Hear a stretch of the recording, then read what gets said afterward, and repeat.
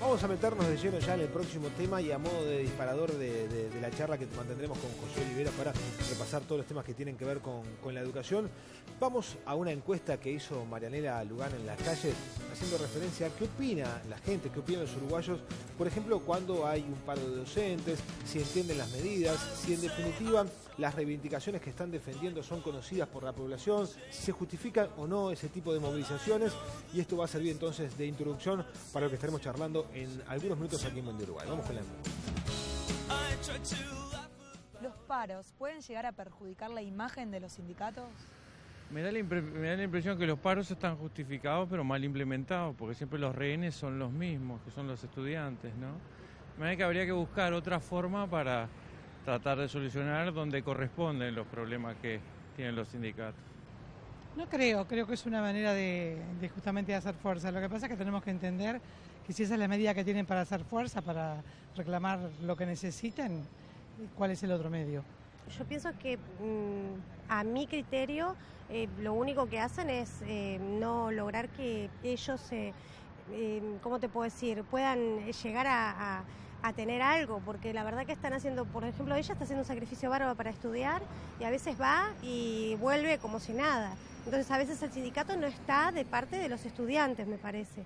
A veces es un poco egoísta. A vos como estudiante, ¿cómo te afecta el paro? ¿Entendés en realidad el paro de los docentes? Sí, por un lado lo veo bien porque ellos reclaman sus derechos, pero por otro lado a nosotros nos afecta porque no tenemos clases y perdemos montones de horas y después las tenemos que recuperar en vacaciones o en fin de año y en realidad es culpa de ellos. No, pienso que no, digo que no. Tienen que ser paros bien, tener una plataforma bien firme y concientizar también a los padres, ¿no? Claro. Que los padres estén concientizados de por qué se hace el paro, porque si los padres no saben por qué se hace el paro, digo, por ahí sí pueden haber problemas. El diálogo es muy importante. Además nosotros somos de Salto, donde posiblemente sea un poco más fácil llegar a los padres también en un medio más chico. Y concientizando a los padres se puede lograr muchas cosas. Evidentemente el paro no es una medida extrema. El paro no es la primera medida como la toman acá. Entonces ahí es donde afecta la educación. Nosotros estamos equivocados al tomar la medida más drástica al principio de los problemas. Entonces ahí es donde no se encuentran soluciones. Depende de por lo que se luche, ¿verdad? Hay paros que a veces, ¿cómo te diré?, no influyen positivamente en el que lo ve, pero a veces no hay más remedio. Cuando los docentes realizan un paro, ¿usted sabe qué reclaman? No siempre. Pero como que la herramienta del paro, si se hace en exceso, como pierde también fuerza, ¿no? Pero sé que generalmente lo que acá están reclamando son mejoras salariales y sobre todo el tema de la seguridad en los liceos y también el tema de la mejora de los locales, que eso ya se ha mejorado bastante. Es que han reclamado tantas cosas, todos los días reclaman algo nuevo que no sabes.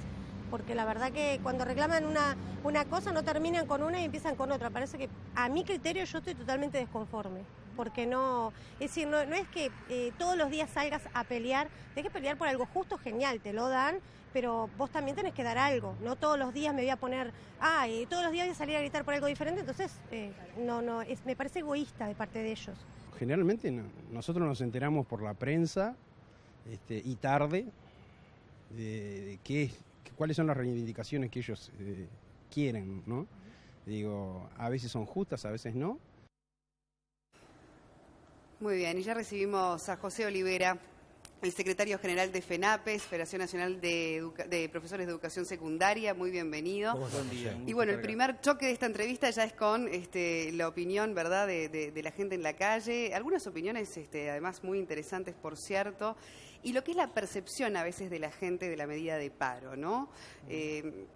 ¿Cuál fue quizás esa opinión que más le llamó la atención de las que escuchamos recién y que le gustaría contestar? Creo que hay de todas. Hay una que es muy interesante que tiene que ver con el conocimiento por parte de la opinión pública de los motivos de una paralización. Me parece que ahí hay un tema clave que de hecho como organización sindical estamos haciendo alguna autocrítica y hoy cuando uno recorre el país se encuentra con que la gente está más ávida por conocer, más allá de lo coyuntural o concreto de un centro educativo en especial, algunos temas que son de carácter nacional y general. Y esta es parte de la tarea que estamos abocándonos en estos días, sin paro, esto lo quiero aclarar, porque en algún medio hace cuestión de 15 días se salió que en tal fecha comenzaban los paros, esto no ha sido así, no está siendo así.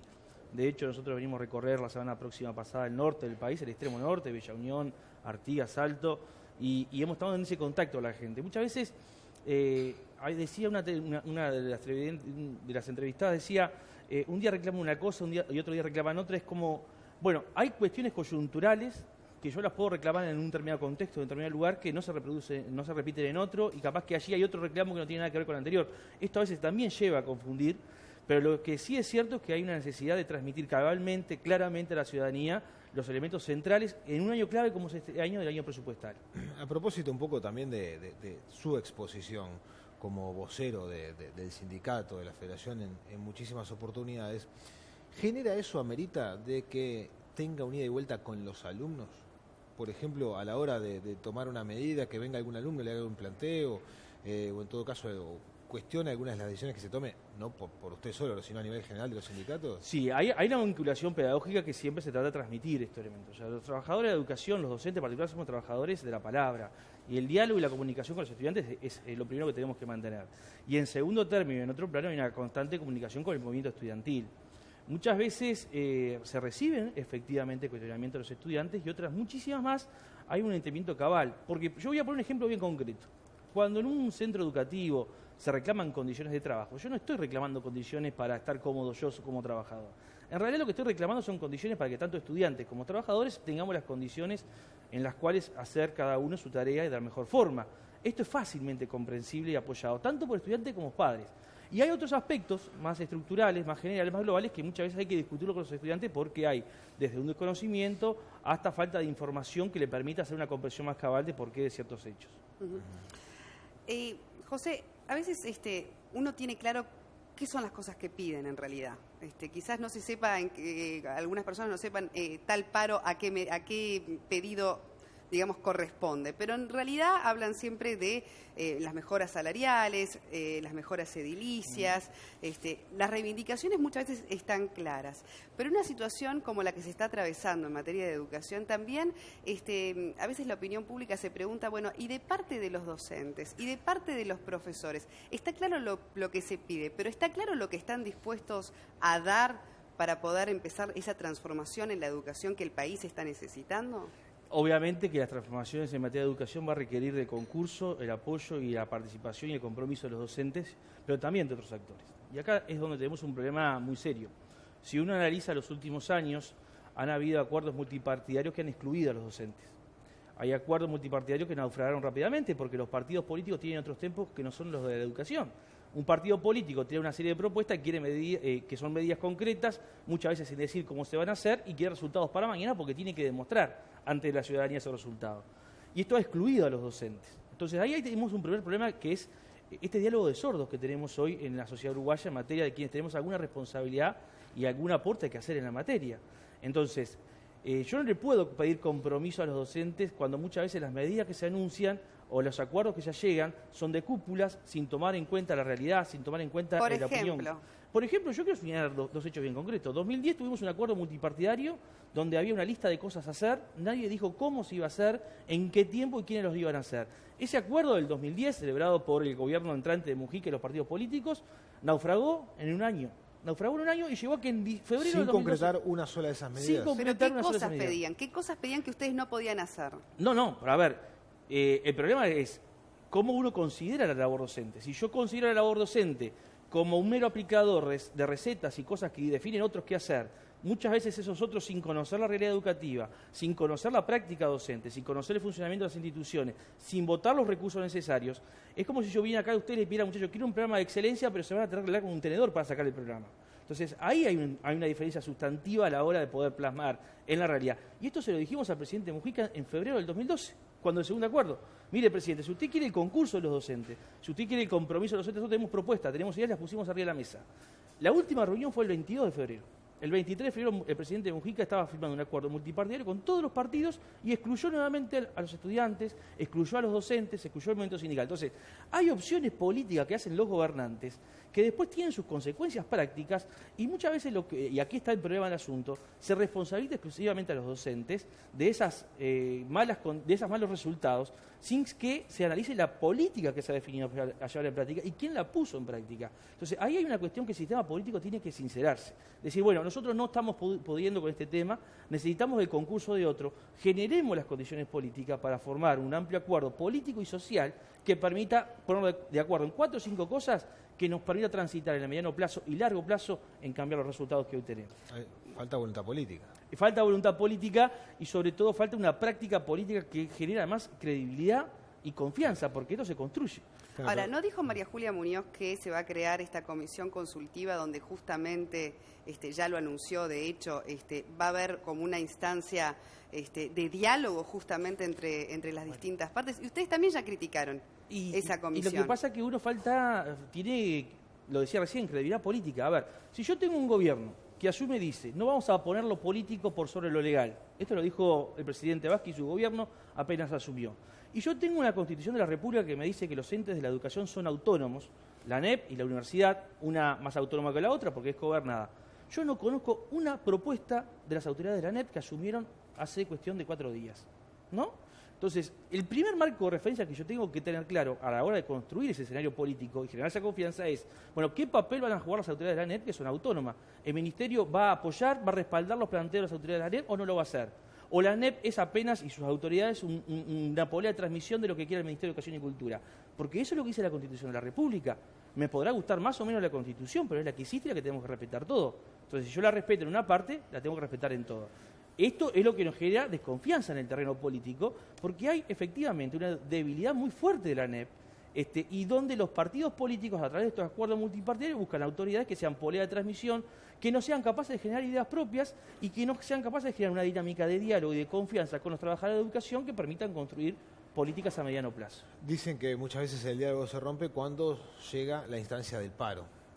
Y el paro es lo que resuena en toda la sociedad. Muchas veces, y lo decía en la encuesta, sin conocer siquiera qué es lo que se está reivindicando, por lo que se está luchando. Le pregunto a José Olivera, no al secretario de FENAPES, a José Olivera, uno más de la sociedad. ¿Han sido útiles todos los paros que llevaron adelante? Entienden que a nivel personal, esta es una opinión personal, no la que se defiende como miembro del colectivo, ¿han sido necesarios todos los paros que se han desarrollado? A ver, toda medida siempre genera una consecuencia. Y yo opino acá, no como secretario general de la FENAPES, opino como padre que cuyos hijos van a la educación pública y sufre, entre comillas, los mismos efectos que implica el hecho de que no haya clases, ¿verdad? Tanto con mi hijo que está en secundaria como con mi hija que está en primaria. Ahora, hay que tener en cuenta que en una medida como la del paro muchas veces cae antipática y no se comprende realmente. Ahí tenemos el primer problema, tratar de transmitir efectivamente cuáles son los motivos de esa paralización. El segundo aspecto tiene que ver con que este sea un fin y no un medio, y no un fin en sí mismo. Y esta discusión muchas veces no queda traducida claramente en la población y somos conscientes de este déficit.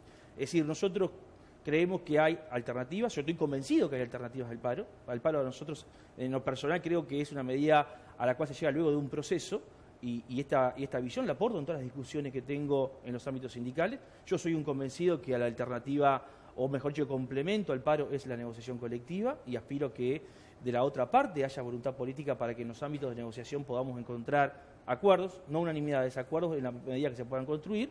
Y nunca descarto la medida. Obviamente, como ciudadano de este país, no creo que sea la primera medida a poner rey a la mesa, salvo en circunstancias muy especiales. También está el tema de dignificar al docente, ¿verdad? Hablamos de las medidas de paro, que eso genera, mucha resistencia en la población. Y por otra parte también le pregunto el tema de lo que sucedió en los pasados días, ¿verdad? Con esa otra resistencia a ejemplos de educación que funcionan muy bien más allá de los procesos selectivos de sus estudiantes. El caso jubilar, el cual ustedes apuntaron directamente, y demás ejemplos que tienen que ver con eso, ¿no? Con la selección de estudiantes en las zonas más vulnerables de la sociedad y darles una oportunidad que hoy es muy exitosa en la educación. ¿No son ellas estrategias que realmente van en contra de eso de poder tener una mejor imagen? ¿Ustedes siguen sosteniendo que esos ejemplos, digamos, educativos que son una oportunidad para esos chicos, no son válidos? A ver, nosotros no vivimos de los pobres, trabajamos con los pobres y lo queremos sacar de esa situación de pobreza, porque en realidad la pobreza es un tema más estructural, más de fondo, que no lo va a resolver por sí la educación sola. Primer elemento. Esta es una discusión de carácter político. El problema es que nosotros lo planteamos con total honestidad intelectual y otros no lo plantean desde ese lugar. Primera cuestión. Segunda cuestión. En realidad, ejemplos como el Jubilar y el Impulso que tienen esos resultados los tenemos a lo largo y ancho del país. El problema es que no se difunden y aquí hay una responsabilidad directa de las propias autoridades de la educación. A ver, uno va a Nueva Palmira y se encuentra con un liceo que es premiado internacionalmente. Esa es la educación pública. Lo que pasa es que hay un discurso dominante y una lógica que quiere imponerse en la sociedad de que siempre lo privado es mejor que lo público, como ha pasado en otras esferas de la vida. Entonces ahí hay una discusión que dar en estos términos. Claro, pero ¿cuáles son los resultados que tienen los liceos o escuelas públicas en las zonas de contexto crítico? Que es donde están. Está bien, pero hay comparaciones que son erróneas. Yo no puedo comparar un melón con una sandía. Pero ustedes lo comparan. Pero ustedes lo comparan porque ustedes salieron a criticar ese modelo. Nosotros no lo comparamos. Nosotros lo que cuestionamos es la falta de honestidad política de plantear el tema. Porque cuando yo comparo resultados, lo primero que tengo que ver es cómo se llegan a esos resultados. Entonces tengo que comparar situaciones que llevan a los resultados. Si yo muestro el final de la foto y no muestro el principio, estoy deshonestamente planteando el tema. ¿Cuáles son las diferencias en el desarrollo? Por ejemplo, las posibilidades que tienen ciertas instituciones de establecer un compromiso con la familia. Yo en la educación pública, en la institución pública, estoy obligado a inscribir a todo. Y muchas veces, pero muchísimas, tengo dificultad hasta que venga un referente adulto de la institución a inscribir a ese alumno, que hacerse cargo del alumno. Yo eso no lo puedo hacer en la educación pública. No puedo celebrar un contrato con la familia. Quienes trabajamos en la educación pública hace muchos años, hemos visto cómo año a año se ha ido perdiendo ese contacto de la familia con la educación pública y con la educación de sus hijos, en definitiva, que es muy difícil traerlos a los centros educativos, que hay que llamarlos 10 veces. Bueno, esas situaciones no la tienen ciertos liceos que tienen un contrato con la familia. Bueno, estos elementos, si nosotros reprodujésemos las condiciones en el ámbito también público, obtendríamos sin lugar a dudas otros resultados. Pero de esto es lo que se trata. Pero ¿por qué no pueden convir ambos modelos? Porque la educación pública tiene que estar.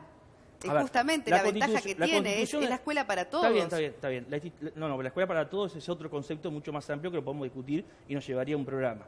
Ahora, la Constitución de la República garantiza la libertad de enseñanza en este país. Lo que nosotros estamos cuestionando no es la libertad de enseñanza, como no estamos cuestionando la subvención a la educación privada que establece el artículo 69 de la Constitución. Lo que nosotros estamos diciendo es que todo está bien, pero no que se haga con dineros públicos, que son escasos, que son insuficientes y que entendemos que si queremos revertir particularmente el papel de la educación pública y su situación actual, hay que invertir mucho más. José, vamos a escuchar a Inés Gil, que es vocera del Liceo Jubilar, haciendo referencia un poco a este vínculo y obviamente la forma de trabajo del Jubilar. Nosotros la postura que tenemos es que queremos que haya educación para todo el mundo. Queremos que, si me preguntás cuál es el ideal, nosotros queremos que todos los gurises de todos los barrios de Montevideo accedan a una educación y accedan a una educación de calidad. Y nosotros como liceo sentimos que simplemente aportamos un granito de arena a lo que es la educación. O sea, no buscamos más que eso, que aportar desde lo que hacemos, intentar hacer lo que hacemos lo mejor posible y poder dar respuesta a estas familias que en su momento no tenían una respuesta para la educación formal de sus hijos. Y bueno, el deseo es aportar. Nosotros queremos prestar un servicio a la comunidad y lo estamos haciendo no solo nosotros, sino con un montón de actores que están trabajando en Casaballe, públicos y privados, que en conjunto trabajamos para la comunidad. Así que desde nuestro lado generar aporte y dar un servicio, es como la idea. Está bien, este es el planteo de la propuesta del Jubilar. Ahí señalaba Inés Gil un aspecto que nosotros no lo podemos hacer en la educación pública, que es la selección de los alumnos. Trabajan exclusivamente con alumnos de la cuenca de Casaballe. Yo voy a un liceo como el 13 de Maroña, tengo alumnos de todo Montevideo, con lo que esto genera la convivencia del centro educativo y los problemas que muchas veces genera. O sea, hay una serie de elementos que capaz que, analizados en profundidad, podemos discutir su implementación incluso en la educación pública. Pero acá lo que está cuestionándose detrás de todo esto es la subvención de la educación privada por parte del Estado. ¿Qué son los aportes que haces tú y que hago yo como ciudadano de este país, que pagamos nuestros impuestos, nuestro aporte a la seguridad social? Instituciones como estas, por ejemplo, están recibiendo, o sea, la educación privada en este país está recibiendo un 0.1 del PBI anual, y estos son entre 55 y 60 millones de dólares al año. Instituciones como el Jubilar, que reciben aportes de empresas, por cada 100 pesos que aportan las empresas, 84 son renuncias fiscales, es decir, 84 pesos es plata que no cobra el Estado, que no cobramos todos, y que la empresa la dona a donde ella quiere. Entonces, hay un componente ahí a discutir, que es el financiamiento de todo esto. Nosotros creemos que la Constitución de la República es muy clara, en su artículo 69 establece las condiciones y los derechos que tienen este tipo de instituciones a la hora de ciertas asociaciones impositivas. Mantengamos eso, pero no amplifiquemos el financiamiento de la educación privada a partir del Estado. Bien, Olivera, se entiende su punto de vista y está la palabra política constantemente presente en todo su discurso, ¿no? A mí me gustaría a veces también separar un poco la política de la educación en sí, de la que reciben los alumnos, ¿verdad?, en las clases, en mejorarles el rendimiento, las posibilidades, el futuro, el que no dejen la escuela, el que no dejen el liceo, que son a veces elementos que quizás no están tan presentes en esta discusión y que es lo que a la gente le importa, ¿verdad? Cuando hablamos de mejorar la calidad de la educación, más allá del edificio en el que se encuentren, de las condiciones y hasta del propio salario del docente. ¿Qué piensan en materia de mejorar esas posibilidades a futuro de esos chicos que van a la escuela pública? Yo utilizo la palabra político por ser un docente y parafraseando a Pablo Freire decía la educación es sustantivamente política y adjetivamente revolucionaria, en tanto uno desde su accionar pretende la transformación de la sociedad y del individuo que tiene frente a sí. Yo no doy clase para que los alumnos repitan manuales, yo aspiro a una transformación de ese individuo colectiva e individualmente. Esto es una acción política. Ahora, ¿cómo puedo yo potenciar eso? Generando compromisos. La escuela sola no lo va a resolver. O sea, yo no puedo aspirar o pretender que un maestro, que un profesor, que tiene una tarea y un vínculo diario con el alumno de 4 o 5 horas diarias, resuelva algunos problemas que deben asumir otras instituciones insertas en nuestra sociedad. Pero hablemos de la responsabilidad del docente. La responsabilidad del docente es... Lo que sí puede hacer el docente. ¿Qué puede hacer el docente? Lo que sí puede hacer el docente es justamente, desde el compromiso que a diario tiene, trabajar conjuntamente con ese muchacho para transformar su realidad. O sea, hay situaciones en donde el docente debe y va a aportar, sin lugar a duda, muchísimas cosas para transformar la realidad del estudiante. Ahora, no la va a transformar toda. Entonces, hay una práctica diaria que va desde el ejemplo, desde los valores que se trabajan al cotidiano, desde la vinculación pedagógica alumno-conocimiento-docente, que es para lo que estamos formados y es nuestra función. Claro, pero ¿están formados todos? Porque el otro día salió un informe que incluso en algunas materias no todos quienes ejercen la docencia pasaron por el IPA, por ejemplo, se formaron como tal, haciendo el mea culpa, ¿no? Puertas adentro. ¿También no se requiere una profesionalización específica para el docente? Hay una formación específica que es necesaria y sin lugar a dudas eso está fuera de discusión. El problema es que la realidad nos ha llevado a que no tengamos todos los docentes formados que quisiéramos sistemáticamente que hoy requiere el país. Y entonces entramos en el terreno de lo que podríamos llamar idóneos o docentes que tienen a partir de ciertas evaluaciones reconocimiento por parte de la jerarquía que está facultado para cumplir la función. Esto nos está pasando aquí y pasa en muchas partes de América Latina y del mundo, ¿verdad? La falta de docentes porque obviamente la carrera no es atractiva. De todas formas, también hay una formación que se hace desde la práctica, que retroalimentada del contacto con otros, ¿no? Porque allí en instituciones donde no hay donde hay docentes que no tienen esta formación sistemática, también es cierto que hay docentes que sí la tienen. Y desde el trabajo colectivo, del trabajo en equipo, desde el trabajo de vincularse con otros docentes, incluso de otras disciplinas que no tienen que ser específicamente la que él domina, puede seguir contribuyendo a su formación. ¿Alguna vez fue testigo o en todo caso le tocó protagonizar alguna situación de violencia con la reacción de algún padre, de algún alumno? En lo personal, Yo tengo 21 años de ejercicio de la docencia, muchos de ellos adscritos aquí en el área metropolitana. Y a diario, en los últimos años, hemos estado conviviendo lamentablemente con situaciones de violencia. Y una doble violencia, que yo advierto porque pasa desapercibido. La violencia general instalada en nuestra sociedad y la violencia de género. Yo trabajo en un sector donde 70 y pico % son mujeres. Y muchas veces son el blanco predilecto de quienes son o practican estos hechos de violencia. Por lo tanto, allí tenemos un problema doble a resolver. Obviamente que al pasar de los años la situación ha ido cambiando, se ha ido empeorando, la violencia instalada en nuestra sociedad como elemento que la atraviesa en todos sus niveles y en todos sus estamentos, en todos los ámbitos. No hay ámbito lamentablemente público o privado donde no tengamos este elemento. Y como las instituciones educativas están inmersas en esa realidad, era obvio que esto iba a repercutir. Nosotros ahí estamos trabajando muy fuerte, creemos que hay que combinar elementos desde recursos humanos hasta propuestas pedagógicas que permitan revertir esta situación y es un tema obviamente donde también hay otros sectores que tienen que jugar mucho. Claro, pero nunca hubo un intento de agresión para con su persona. No, por lo general no, porque bueno, no sé, a veces el manejo y la experiencia, el saber manejar estas situaciones te lleva a que no es que no seas blanco, sino que la tratás de evitar y, bueno, eso te lleva a sortear un poco mejor la situación. Yo, de hecho, he trabajado en liceos donde hemos tenido que resolver problemas de este tipo, no en forma directa y personal. Olivera, ¿van a seguir con esa posibilidad de, frente a cada situación de agresión a un docente, una medida de paro? Bueno, lo estamos reviendo. Efectivamente, nosotros luego de aplicarla en 2 o 3 oportunidades, hemos llegado a la conclusión de que hay que buscar un instrumento más idóneo, porque particularmente hemos encontrado, aprovechando esas situaciones muchas veces de paro, que en muchos lugares ha trabajado o ha tenido mejores resultados del trabajo hecho con las comunidades, que en esos mismos días de paro se han volcado en número importante a los centros educativos, estudiantes, padres, vecinos, a trabajar la problemática y por lo tanto nosotros creemos que allí hay un hilo muy fino. Si nosotros perdemos el espacio público, es decir, si el espacio público es agredido y a partir de esa agresión se retrotrae ese espacio público, estamos perdiendo una batalla que también es ideológica y es importante a nivel de la sociedad. Por lo tanto, como sindicato estamos analizando alternativas a esa propuesta. ¿Y este jueves va a haber paro? No, lo que hay este juego es una movilización de algunos gremios del PCNT. Nosotros estamos trabajando sobre la posibilidad de una movilización para fines de mayo con el conjunto del movimiento sindical, con el conjunto de los sindicatos de la educación, pero no está planteada la paralización para el próximo jueves. La educación no para entonces para el próximo jueves no, es una movilización, reitero, de algunos sindicatos vinculados particularmente a los gremios de la industria de nuestro movimiento sindical. Muy bien. José Olivera, no será la última vez que nos veamos en el año, lógicamente, así que gracias por venir. Muchísimas gracias.